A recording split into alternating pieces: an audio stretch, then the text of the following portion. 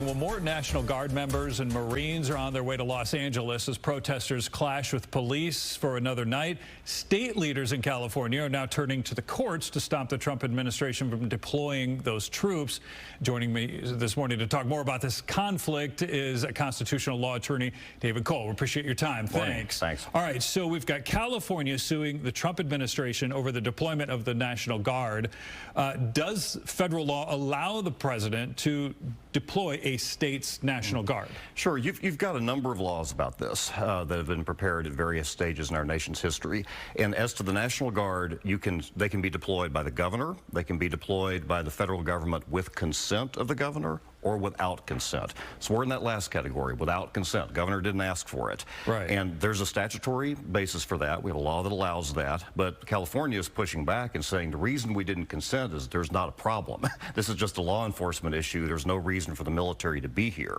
And that's what's led to this new lawsuit that was filed yesterday. So let's talk about the Insurrection Act. The president has stopped short of involving or invoking that. Would that change, though, this military response if he did? Certainly. I mean, the things I was just describing relate to deployment of the National Guard, the national militia. Active duty military is another thing. That's the Insurrection Act. And that's been used in our nation's history. It hasn't been used in quite some time. And without the consent of the local governor, it hasn't been used since some of the more extreme civil rights situations of the 1950s and 1960s when federal troops were guarding, African-American students going into schools. Okay, so let's talk about the locations of this. Some of these protests are in front of federal buildings, right? Which I guess the Trump administration is seeing as a green light to go ahead and do what they're doing.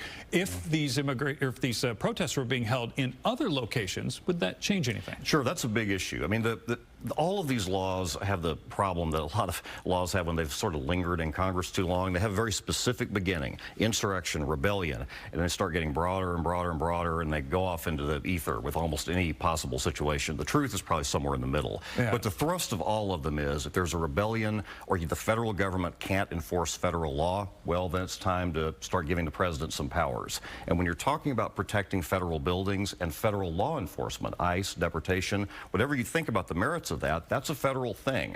And if they can't do their job, well, that gets into the territory that these laws describe. General law enforcement's another matter, and that's what California is talking about in their case. Yeah, and to your point, we were talking about in the commercial break, every article that I've read has used the words unclear, sometimes, maybe. Yep. We don't know yet. Yeah, you have a broad law here. Like I said, it starts narrow and it gets broader on both the National Guard and the Insurrection Act get that way.